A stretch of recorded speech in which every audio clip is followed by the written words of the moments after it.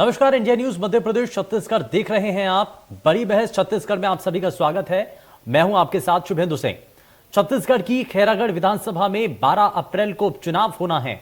सत्ता में बैठी कांग्रेस और विपक्ष में बैठी बीजेपी के बीच सीधी टक्कर इस उपचुनाव में देखने को मिलेगी।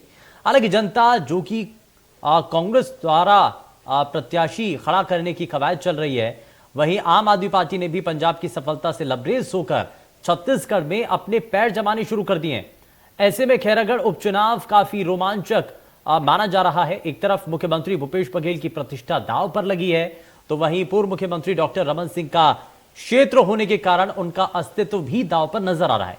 खैरागढ़ उपचुनाव के लिए कांग्रेस से 23 लोगों ने दावेदारी ठोकी है। हालांकि जो पैनल तैयार हुआ उसमें 6 नाम प्रमुख रूप से शामिल है। इस बार कांग्रेस खैरागढ़ उपचुनाव को लेकर किसी महिला को प्रत्याशी बनाए जाने की बात भी सामने आ रही है, तो वहीं बीजेपी भी इस बार महिला प्रत्याशी पर अपना दांव लगा सकती है। आपको बताएं, खैरागढ़ उपचुनाव में राज परिवार का दबदबा सदैव से रहा है और ऐसे में जीत किसके हाथ लगेगी ये आने वाला समय स्पष्ट करेगा। लेकिन उससे पहले सियासी जमीन को और भी ज्यादा मजबूत और साथ ही साथ इसको आने वाले समय के लिए तैयार करने की कोशिशें भी हैं। और खैरागढ़ से अब इसकी शुरुआत हो रही है, क्योंकि खैरागढ़ के अंदर जो उपचुनाव होने जा रहा है ये दोनों पार्टियों के लिए बेहद महत्वपूर्ण है। ये संकेत देगा आने वाले विधानसभा चुनावों के लिए कि आखिर जनता का मूड किस तरफ जा रहा है। चुनाव की अधिसूचना जारी हो गई है। इस चुनाव को लेकर के भारतीय जनता पार्टी पूरे गंभीर है और गंभीरता के साथ इस चुनाव को लड़ेंगे। बहुत कम अंतराल से इस चुनाव में हम पीछे रहे हैं।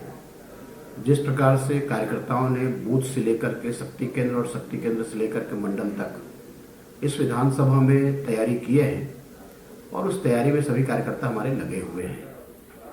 अपेक्षित परिणाम आएंगे। सभी कार्यकर्ता के मन में उत्साह है, नेताओं के मन में उत्साह है। और ये चुनाव जिस प्रकार से अभी उपचुनाव के कारण आपको मालूम है, मुझे बताने की आवश्यकता नहीं है, लेकिन जनता पहले ही मन बना करके रखी हुई है और इस बात का संकेत लगातार आ रहा है कि भारतीय जनता पार्टी प्रचंड मत से इस चुनाव को जीतेगी।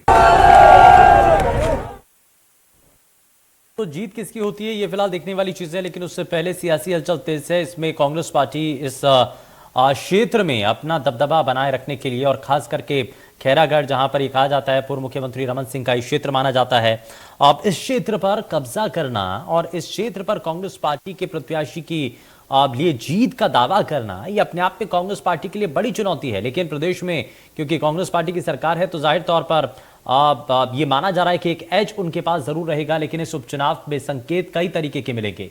संकेत ये मिलेंगे कि आने वाले विधानसभा चुनाव छत्तीसगढ़ में किस ओर जा रहे हैं, हवा किस तरफ चल रही है। हाल ही में 5 राज्यों के चुनावी परिणाम सामने आ चुके हैं, जिसमें कांग्रेस पार्टी के जो प्रत्याशी रहे या जो संकेत फिलहाल इन 5 राज्यों से मिले हैं वो कांग्रेस पार्टी के लिए कतई भी अच्छे नहीं हो सकते हैं। लेकिन अब इस चुनाव के जरिए छत्तीसगढ़ में सियासी हवा क्या चल रही है, किस ओर चल रही है ये हवा, ये समझने के लिए उपचुनाव बहुत हद तक महत्वपूर्ण माने जा रहे हैं। और इसीलिए कोई भी राजनीतिक दल इस उपचुनाव को अब जरा भी किसी भी तरीके से कोताही इसमें बरतना नहीं चाहता है।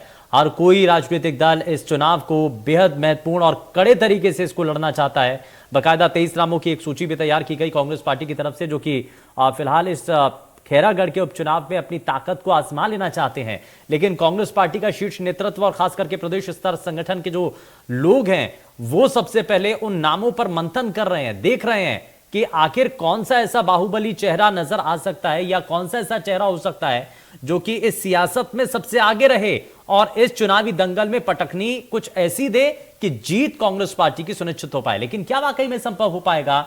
वहीं दूसरी तरफ भारतीय जनता पार्टी भी ये इस बार इच्छा में है कि यहां से जो 5 राज्यों के संकेत मिले उसके बाद से जोश से लबरेज जो भारतीय जनता पार्टी के कार्यकर्ता हैं वो चाहते हैं कि छत्तीसगढ़ में भी बदलाव के संकेत देखने को मिले। और इसकी आहट क्या वाकई में इस खैरागढ़ के उपचुनाव के बाद से नजर आने लगेगी?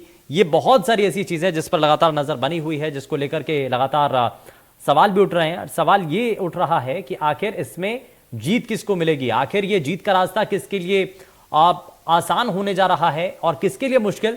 इन सब चीजों को जरा समझ लेते हैं। और चलिए जरा एक खास पैनल हमारे साथ कार्यक्रम में जुड़ चुका है, जरा सबसे पहले आपको उनसे मिलवा देते हैं। हमारे साथ कांग्रेस पार्टी से प्रवक्ता अजय गंगवानी कार्यक्रम में जुड़ चुके हैं, बहुत स्वागत है गंगवानी साहब। भारतीय जनता पार्टी से नेता राजीव चक्रवर्ती हमारे साथ कार्यक्रम में जुड़ चुके हैं, और साथ ही वरिष्ठ पत्रकार के शर्मा जी हमारे साथ कार्यक्रम में जुड़ चुके हैं। सभी का बहुत स्वागत है। और शुरुआत इसीलिए राजीव चक्रवर्ती जी आपसे ही करना चाह रहा हूँ। अब ये माना जा रहा है कि खैरागढ़ का ये चुनाव जो है ये बेहद महत्वपूर्ण, इस उपचुनाव के जरिए माना जा रहा है कि आने वाले समय के विधानसभा चुनावों की इसमें आहट है, एक तरीके का सेमीफाइनल है। 5 राज्यों के चुनावी नतीजे आप जो सामने आए हैं, ये उसके बाद छत्तीसगढ़ में हवा किस रूप में किस तरफ बह रही है, ये पता लगाने के लिए उपचुनाव बेहद महत्वपूर्ण है। कुछ ऐसा ही है? बिल्कुल बिल्कुल, ये बता सकते हैं कि जैसे कोई मैच के पहले वार्म अप मैच होता है या कंडीशनिंग मैच होती है, उसी तरह जो फाइनल है विधानसभा 23 का, तो उसके पहले का ये कंडीशनिंग मैच है, वार्म अप मैच है। और भारतीय जनता पार्टी के पूरे कार्यकर्ता इस युद्ध के लिए या इस मैच के लिए तैयार है। और जो आपने भी कहा, बहुत अच्छे ढंग से आपने कहा कि जो बदलाव की बयार चल रही है, चाहे वो उत्तर प्रदेश हो या नॉर्थ ईस्ट हो या उत्तराखंड हो, वहां से जो हवा चल रही है कि वहां से जो विकास पर जो मोहर लग रही है या बदलाव की जो मोहर लग रही है, या जो एक लहर चल रही है कि भारतीय जनता पार्टी संघर्ष करो, हम तुम्हारे साथ है, जो मतदाता बोल रहे हैं, तो कहीं ना कहीं ये उपचुनाव में भी उसकी गर्जना रहेगी। हमारे कार्यकर्ता भी उत्साह से लबरेज है, और जो जनता बंधु है वो भी देख रही है 3.5 वर्षों में प्रदेश का जो बेड़ा गर्क हो गया है, जो बेहाल है, विकास से कोसों दूर है। हालांकि शिवेंदु जी, एक बात और है कि आदर्श आचार संहिता का हमें थोड़ी समस्या थी, दंतेवाड़ा उपचुनाव हो या बागी दीगर के उपचुनाव में, कि जहां हमारी बात इलेक्शन कमीशन ने सुनी नहीं, या सुनी तो उस पर कार्रवाई नहीं की। तो ये अगर आदर्श आचार संहिता का पूर्ण तरह से पालन होता है तो निश्चित रूप से हम ये उपचुनाव जीतेंगे, चाहे कांग्रेस का कोई भी प्रत्याशी रहे। और मैं आपको बता दूं, जब कांग्रेस की लहर चल रही थी, जो 2/3 मेजोरिटी भी चल रही थी, तो हमारे कोमल जंगेल जी मात्र 875 वोटों से हारे थे। मैंने नेक टू नेक फाइट था। और इसके पहले भी 2008 में भी कोमल जंगेल जी यहाँ से विधायक चुने गए थे, और वहां पे पूरे जो खैरागढ़ की जो ताना बाना है वो भारतीय जनता पार्टी के रूप में बहुत अच्छा है। और अभी जो नगरीय, चलिए उसको भी जरा डिस्कस करेंगे, उसको थोड़ा सा आगे बढ़ूंगा तो उस पर भी बात करेंगे हम कि किसका सियासी समीकरण किस हिसाब से फिट बैठ रहा है, उस पर भी मैं बात करूंगा। लेकिन जरा गंगवानी साहब, ये अभी 5 राज्यों के चुनावी नतीजों की लहर जो राजीव चक्रवर्ती जी भी बता रहे हैं, कह रहे हैं कि ये लहर है, और छत्तीसगढ़ आते आते क्या ये सुनामी में तो बदल नहीं जाएगी? आप यही तो कह रहे हैं वो कि अब ये इस उपचुनाव के बाद से कुछ स्पष्ट होगा कि छत्तीसगढ़ में आखिर हवा किधर चल रही है? आपको क्या लग रहा है? शिवेंदु जी, देखिए, कहीं ना कहीं जो 5 राज्यों का चुनाव है वहाँ की परिस्थितियां पूरी तरह अलग है, और छत्तीसगढ़ की परिस्थितियां पूरी तरह अलग है। आज 2018 में माननीय भूपेश बघेल जी के नेतृत्व में 2/3 से ज्यादा बहुमत देके छत्तीसगढ़ की जनता ने जो आशीर्वाद दिया है वो आज तक कंटिन्यू है। देखिए, 3.25 साल हमारी सरकार को हो चुके हैं शिवेंदु जी, और इस 3.25 साल में चौथा उपचुनाव होने जा रहा है। और इसके जो पिछले 3 उपचुनाव हुए, चाहे दंतेवाड़ा उपचुनाव की बात करूं, हमने लगभग 11,300 वोटों से जीत दर्ज की। चित्रकूट चुनाव की बात करूं, लगभग 18,000 वोट से जीत दर्ज की। और जो आखिरी में मरवाही चुनाव, जहां भारतीय जनता पार्टी ने अपनी सहयोगी बी टीम का पूरा सहयोग लिया, उसके बाद भी हम 36,000 वोटों से, रिकॉर्ड मतों से जीत दर्ज करते हैं। ये सारे आंकड़े इस वक्त बताते हैं शुभेंदु जी कि छत्तीसगढ़ की जो जनता है, माननीय भूपेश बघेल जी के नेतृत्व में आज एक छत्तीसगढ़ मॉडल जो पूरे देश में एक स्थापित हो चुका है, उसको लेकर पूरी तरह संतुष्ट है, और लगातार जनता का आशीर्वाद हमें मिल रहा है। उसके बाद देखिए, त्रिस्तरीय पंचायत चुनाव की बात करूं, नगरीय निकाय चुनाव की बात करूं, या तीनों विधानसभा उपचुनाव, ये सारे परिणाम बताते हैं कि माननीय भूपेश बघेल जी के कार्य में शानदार काम हो रहा है। और कहीं ना कहीं देखिए, आज तक ये छत्तीसगढ़ के इतिहास भी बताना चाहूंगा, आज तक शुभेंदु जी टोटल 12 विधानसभा उपचुनाव हुए हैं, जिसमें 11 बार सत्ता पक्ष ने जीत दर्ज की है। जो आंकड़े स्पष्ट बताते हैं कि पूरे आंकड़े हमारे समर्थन में है। मात्र 2006 में जब विधानसभा अध्यक्ष राजेंद्र प्रताप शुक्ल जी, उनका निधन हुआ, उस समय जो उपचुनाव हुए तब भी कांग्रेस के प्रत्याशी रेणु जोगी जी ने जीत दर्ज की। और खैरागढ़ के जो पहले के भी 2 उपचुनाव हुए उसमें भी कांग्रेस पार्टी ने जीत दर्ज की है। और कहीं ना कहीं ये सारे आंकड़े बताते हैं। और देखिए, माननीय भूपेश बघेल जी के नेतृत्व में हमने जो घोषणा पत्र के वादे थे, 36 बिंदुओं का वादा किया था शुभेंदु जी, 26 बिंदुओं के वादे पूरे कर दिए गए। हमारे घोषणा का प्रत्येक वादा वादों को लेकर के बात करूंगा सर, वादों को लेकर के बात करूंगा, लेकिन मैं और कंप्लीट कर लूंगा, 10 सेकंड और लूंगा आपसे। आज यही भारतीय जनता पार्टी 56 लाख सदस्यों का दावा करती रही शुभेंदु जी, और जब इनको वोट मिलते तो 47 लाख 1,000, मतलब इनके 8,99,000 सदस्य वोट नहीं करते हैं। और कहीं ना कहीं देखिए, इनके प्रभारी राजीव जी मेरा निवेदन है सब सुनने का पास अच्छा ठीक है रखिए। ठीक है, मैं वापस से आपका नहीं पॉइंट आपको- समझूंगा। मैं दोनों दोनों मैं 10 सेकंड- ठीक है, 10 सेकंड मैं बोलूंगा। गंगवानी जी मैं आपके पास भी complete आऊंगा, कर- राजीव जी आपके पास भी आऊंगा, आप दोनों से रिएक्शन लूंगा। लेकिन मैं थोड़ा जरा इसमें के शर्मा जी को भी जोड़ लेता हूं। आप के शर्मा जी, आप दोनों ही प्रवक्ताओं की बातों को तो सुन लिया। एक तरफ आंकड़ों के आधार पर बताया जा रहा है कि उपचुनावों में तो देखिए साहब हम जीतते आ रहे हैं, लेकिन दूसरी तरफ बीजेपी के प्रवक्ता ये कह रहे हैं कि अगर जो लहर चल रही है वो छत्तीसगढ़ आते आते सुनामी ना बन जाए और इस उपचुनाव से संकेत आने वाले विधानसभा चुनावों को लेकर के स्पष्ट हो जाएंगे। निश्चित रूप से खैरागढ़ उपचुनाव जो है भाजपा के लिए ज्यादा महत्वपूर्ण है कांग्रेस की अपेक्षा। कांग्रेस के पास अभी 70 विधायक है, एक सीट आने जाने से ज्यादा फर्क नहीं पड़ेगा। लेकिन एक प्रयोग के तौर पर जैसे बात आ रही महिला की, महिला अभी वहां पे ऐसा कोई नहीं है कि पूर्व विधायक रही हो। ऐसा नाम आ रहा है कि ग्राम पंचायत स्तर या अपने सामाजिक स्तर पे जो काम कर रही महिलाएं, ऐसे प्रत्याशियों, ऐसे लोगों को नाम सामने कांग्रेस ला रही है। तो ये प्रयोग के तौर में कांग्रेस ला रही है। और वहां पे 8 बार तक राजघराने का कब्जा रहा है, 8 बार तक खैरागढ़ राजघराना का ही रहा है, क्षेत्र रहा है। उसके बाद यहाँ पे जातिगत समीकरण को देखें तो जंगेल और साहू दोनों की बाहुलता है। इसको रमन सिंह कितने गंभीरता से ले रहे हैं, इसको इस बात पे ध्यान रख सकते हैं। और साथ ही नए प्रत्याशियों की जो बात भाजपा में कही जा रही है वो यहाँ पे भी देखने को मिल रहा है कि ओपी चौधरी और मोतीलाल साहू जैसे नए और युवाओं को यहाँ पे एक महत्व दिया जा रहा है। साहू समाज के अध्यक्ष रहे मोतीलाल साहू, और ओपी चौधरी जी जानते हैं कि कलेक्टर रह चुके हैं और भाजपा में आजकल। तो ऐसे लोगों को एक जिम्मेदारी वहां पे प्रभारी और सह प्रभारी बना के जो जिम्मेदारी दी गई, 870 वोट का पिछला अंतर था, कांग्रेस तीसरे नंबर में थी।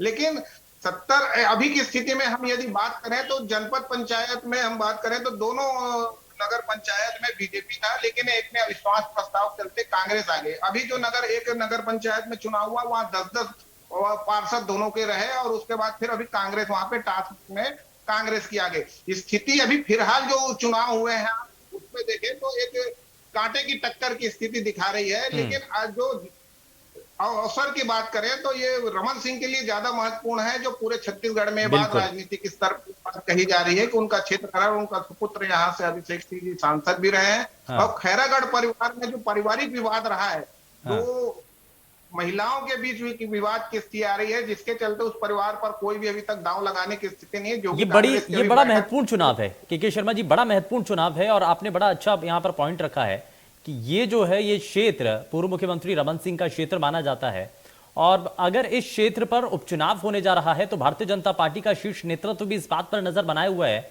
राजीव चक्रवर्ती जी कि इस बार रमन सिंह का जादू इस सीट पर चलता है कि नहीं चलता है इस उपचुनाव में, और उसके बाद ही आगे आने वाले समय की स्थितियां साफ हो पाएंगी। क्योंकि भारतीय जनता पार्टी का जो आला कमान है वो इस बात पर भी निर्भर करता है कि क्या इस उपचुनाव को रमन सिंह जिता पा रहे हैं कि नहीं जिता पा रहे हैं, क्या वो इस बड़े चुनाव की इस जीत को क्या वो भारतीय जनता पार्टी के सामने रख पाएंगे कि नहीं रख पाएंगे। ये जीत बहुत कुछ सुनिश्चित करेगी। नहीं मैं आपकी बात से कुछ इत्तेफाक नहीं रखता हूं कि देखिए भारतीय जनता पार्टी में किसी चेहरे को बहुत ज्यादा महत्व नहीं दिया जाता है। आप अभी भी देखेंगे तो जो चुनाव हुए तो पार्टी में कार्यकर्ता महत्वपूर्ण होता है।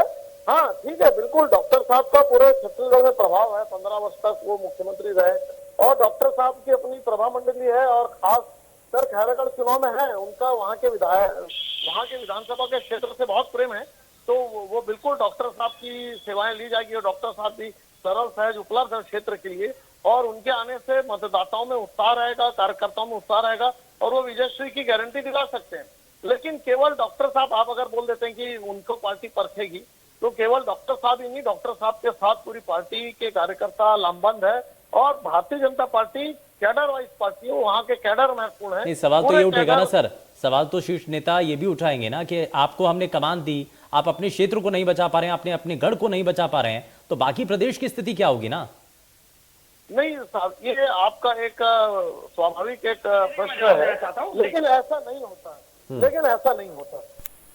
कोई किसी की प्रतिष्ठा दांव पर नहीं रहती, पूरी पार्टी की प्रतिष्ठा दांव पर रहती है। और पार्टी 12 महीने 365 दिन लोगों के मामलों को लेकर लड़ते रहती है, संघर्ष करते रहती है, सदन से लेकर सड़क तक में। किसी वो एक उपचुनाव को लेकर किसी एक व्यक्ति की अग्नि परीक्षा कांग्रेस पार्टी के लिए देखिए ना राजीव जी, ये बड़ा अच्छी बात के शर्मा जी ने भी कही कि कांग्रेस पार्टी के लिए उतना बड़ा ये चुनाव नहीं है, क्योंकि उनके लिए एक सीट जाना या कम होना बढ़ना उनके लिए कोई मायने नहीं रखता है। लेकिन आपके लिए ये नैरेटिव वाला चुनाव है। अगर यहां से इस चुनाव के अंदर भारतीय जनता पार्टी को जीत या हार जो भी मिलती है, वहां से पार्टी की स्थिति प्रदेश के अंदर क्या है वो स्पष्ट हो पाएगी। लेकिन मैं बता रहा हूँ, हमें विश्वास है कि पार्टी को यहाँ विजयश्री हासिल होगी। हाँ। और वो विजयश्री में सारे कार्यकर्ताओं का पसीना काम आएगा और रमन सिंह जी की सूझबूझ और उनकी स्ट्रेटेजी काम आएगी। ठीक है, चलिए वो आने वाले समय में स्पष्ट होगा। ठीक है, गंगवानी जी को जरा जोड़ रहा हूँ, बड़ी देर से मुस्कुरा रहे हैं, कुछ कहना चाह रहे हैं अजय जी? शिवेंद्र जी देखिए, राजीव चक्रवर्ती जी मेरे अच्छे मित्र हैं, भारतीय जनता पार्टी के बहुत अच्छे प्रवक्ता हैं, परंतु कहीं ना कहीं उनकी मजबूरी में बहुत अच्छे से समझ सकता हूँ। आपने स्पष्ट रूप से पूछा कि रमन सिंह जी की प्रतिष्ठा का प्रश्न है, उस बात को स्वीकार करने के लिए तैयार नहीं है। आज के शर्मा जी, शुभेंदु जी वरिष्ठ पत्रकार हैं, व्यक्तिगत रूप से सम्मान करता हूँ, बहुत अच्छी बात रखी उन्होंने। खैरागढ़ जो है पूर्व मुख्यमंत्री रमन सिंह जी का गृह क्षेत्र है, उनके वो स्वयं वहां से नांदगांव से सांसद रहे, उनके पुत्र अभिषेक जी सांसद रहे, और आज स्थितियां पूरी तरह विपरीत है। वो बहुत अच्छे से समझ रहे हैं कि खैरागढ़ चुनाव में किसी प्रकार से जीत होना संभव ही नहीं है। आज कांग्रेस के कार्यकर्ता, कांग्रेस के नेता, आज खैरागढ़ के जो बूथ स्तर के कार्यकर्ता है वो पूरी तरह चार्ज हो चुके हैं, पूरा कवर कस के तैयार बैठे हैं, और हम पूरा विश्वास आपके लोकप्रिय चैनल पर दिलाता हूं कि हम शानदार जीत दर्ज करेंगे। 16 अप्रैल को जो रिजल्ट आएगा, दूध का दूध और पानी का पानी हो जाएगा। और देखिए, कहीं ना कहीं जो स्पष्ट बात है, आज इनकी जो प्रभारी है डी पुरंदेश्वरी जी, देखिए शुभेंदु जी लगातार उनके दौरे होने छत्तीसगढ़ में, चाहे बस्तर की बात करें, अन्य क्षेत्र की। आज न वो पूर्व मुख्यमंत्री रमन सिंह जी को बुलाती है, न नेता प्रतिपक्ष धर्मलाल कौशिक जी को बुलाती है, न प्रदेश अध्यक्ष विष्णुदेव साय जी को। कहीं ना कहीं छत्तीसगढ़ में भारतीय जनता पार्टी जो थी वो सत्ता की चाशनी में उनको जोड़ के रखा था। आज ये 14 विधायक होने के बाद 6 गुटों में बटे हुए हैं। रमन सिंह जी का अलग गुट है, धर्मलाल कौशिक जी का अलग गुट है, अजय चंद्राकर जी का अलग गुट है, ब्रिजमोहन जी का अलग गुट है, प्रेम प्रकाश पांडे जी का अलग गुट है। ये जो इंटरनल इनकी अंतर्गुटीय राजनीति चल रही है, इसके नाम से पुरंदेश्वरी जी किसी को सामने लाना नहीं चाहती। आज देखिए, उनसे स्पष्ट प्रश्न पूछा गया था कि जिसके खुद के घर शीशे के होते हैं, दूसरों के घरों पर पत्थर नहीं फेंकते हैं, क्योंकि बीजेपी के नेता कुछ ऐसे ही आरोप तो कांग्रेस के ऊपर भी लगाते हैं ना, कि 2.5 साल के कार्यकाल को लेकर के बड़े सवाल उठते थे। अब तो फिलहाल शांति है, लेकिन आगे क्या होगा, ऐसे सवाल तो बीजेपी वाले भी उठाते हैं। शुभेंदु देखिए, हमारी कांग्रेस पार्टी में आंतरिक लोकतंत्र है, पूरी तरह से हाईकमान की सहमति से, यहाँ के मुख्यमंत्री से चर्चा के बाद सारे निर्णय लिए जाते हैं। ये हम दो, हमारे दो की सरकार नहीं है। आज केंद्र की मोदी सरकार में सिर्फ 2 लोग प्रभावशाली है, और उनके 2 जो पूंजीपति, आज कैसे गरीब किसान आदिवासी इनकी प्राथमिकता में है ही नहीं। हमारे तो सुनने का साहस रखे। शुभेंदु जी, आपका दायित्व है, जो मैं बोल रहा हूँ मुझे डिस्टर्ब न किया जाए। नहीं ठीक है, आप अपनी बात रखिए। मैं बात कंप्लीट कर लूं।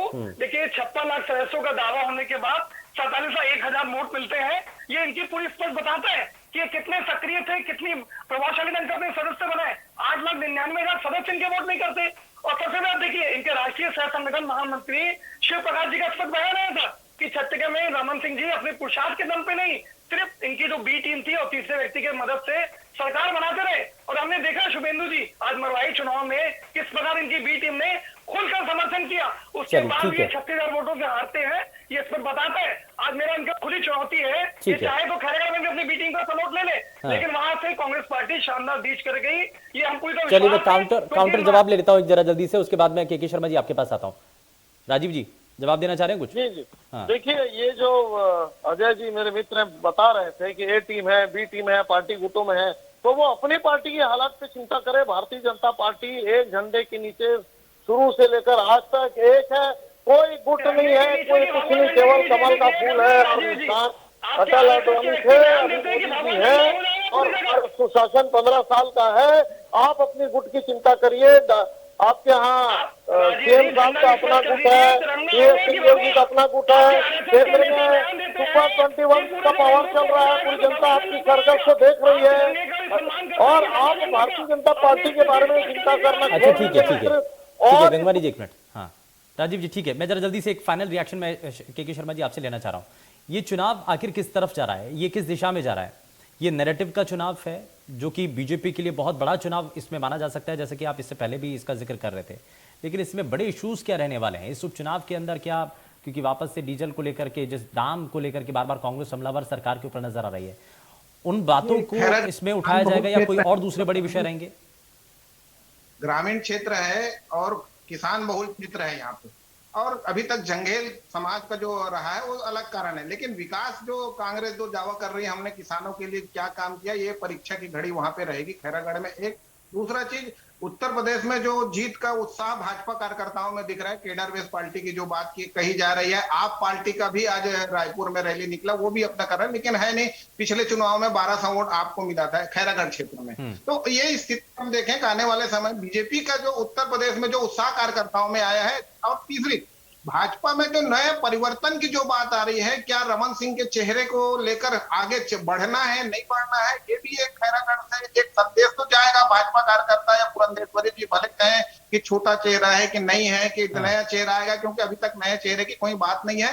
और ऐसे 15 साल के मुख्यमंत्री, कड्डावार नेता है, राष्ट्रीय उपाध्यक्ष है, निश्चित रूप से उनका वजूद है वहां पे, प्रत्याशी भी उनकी पसंद का होगा, और उसके साथ ही उनकी एक महत्वपूर्ण भूमिका इस चुनाव में होगी, जिस तरह से वहां पे प्रभारी नियुक्त किए गए हैं। ठीक है, ये बेहद महत्वपूर्ण है। खैर समय थोड़ा सा कम है, माफी के साथ रोक रहा हूं। खैर बहुत शुक्रिया सभी खास मेहमानों का कार्यक्रम में शामिल होने के लिए। लेकिन उपचुनाव में किसका जोर रहेगा, और जिस गढ़ की बात की जा रही है, क्या उस गढ़ को बचा पाने में भारतीय जनता पार्टी कामयाब हो पाएगी? क्या शीर्ष नेतृत्व के सामने जो संकेत मिल रहे हैं इस उपचुनाव के बाद से, वो आने वाले विधानसभा चुनाव से पहले की स्थितियों को साफ करेगा? आखिर लहर चल रही है, सुनामी चल रही है, या आंकड़ों के आधार पर जो कांग्रेस पार्टी के नेता प्रवक्ता बता रहे हैं कि जीत का रास्ता बड़ा आसान है कांग्रेस पार्टी के लिए? किसका रास्ता आसान है, किसका मुश्किल है, ये आपने जाना है, और आने वाले समय में भी देखना होगा जनता आखिर किस ओर जाती है। पेशकश में फिलहाल के लिए बस उतना। नमस्कार।